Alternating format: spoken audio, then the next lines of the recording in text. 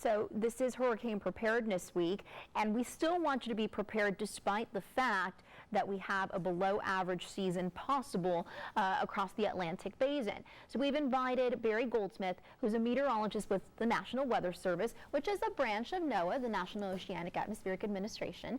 And Barry, tell us more about that forecast particularly. Well, thanks again for having us this morning, Victoria. We always like to promote awareness for hurricanes and all kinds of hazardous weather. The forecast is down this year for the numbers. The Atlantic Basin is a big place stretching from the African coast all the way through the Gulf of Mexico, Caribbean, and the Atlantic coast all the way up through New England and Canada. So a lot of real estate for storms to be in, so those numbers can be covering a large area. So with fewer numbers forecast, the odds go down. That's where that below normal season comes in. And with 1 to 2 majors, people are probably thinking, oh, why should I care? Well, there's 3 words that we're using this year to let people know why. Andrew, Andrew, and Andrew. So you might be asking, why Andrew? Well, Andrew occurred in 1992, a year when we only had 7 named storms, 3 hurricanes, and 1 major. That major storm produced $40 billion. That's 40 billion in 2012 damages, 2012 dollar value in South Florida, literally wiped them out. It was the last Category 5 to make landfall in the U.S. There were measured wind gusts or estimated at 200 miles per hour in that area. Whole neighborhoods were wiped clean. The point being is we can never rule out the chance of an Andrew hitting any of our coastlines, especially in the subtropics as we are here in the valley. And it wouldn't have taken much in the weather pattern then to edge that storm into the Florida Straits and across the Gulf towards Texas in 1992. And that puzzle piece, if it sets up this year, could be a real disaster for someone in the state. So we need to prepare this year like we would with the forecast big like it was last year or small like it was in 92. Andrew was always a potential thing to worry about. We're not trying to scare people, just keep everyone aware and prepared. Absolutely. You never know when a storm could, hit our coastline.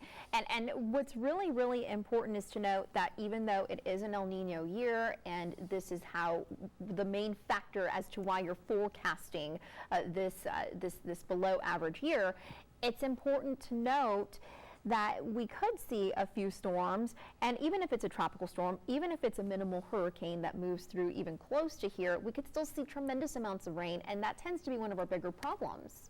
Right, as we say, there's more to the story than the category. In 2008, Hurricane Ike hit the Houston-Galveston area and wiped out the Bolivar Peninsula from a 20-foot storm tide, very high inundation, leveled neighborhoods completely. Lower category storm, but the surge was huge. In 2001, $4.37 billion in damage from rainfall flooding in the Houston area and killed dozens of people. Dolly produced up to 18 inches of rain, if not more, in parts of the lower valley right near the studio, and yet it was barely a 1 or a 2 storm. So disregard that category. Listen for the big 4, storm surge, wind, rainfall, flooding, and tornadoes. We'll provide that information. I know you all will too. And if it's a high risk of one of those 4, and especially if it's rainfall flooding, that's a bigger deal than listening for that wind category. Absolutely, and we work with you guys to disseminate information throughout hurricane season, and we want to encourage you to keep it with Action 4. And you were looking at a list of those names for this year's storms. Barry, thank you so much for being here this morning. And if you want to get prepared, then you need to listen to this. We're getting you ready for hurricane season. It begins this Sunday, believe it or not. That's June 1st, so on Monday.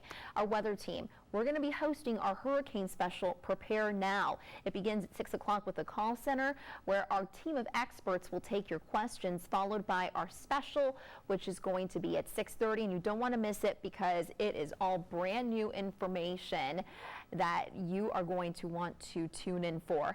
Mary?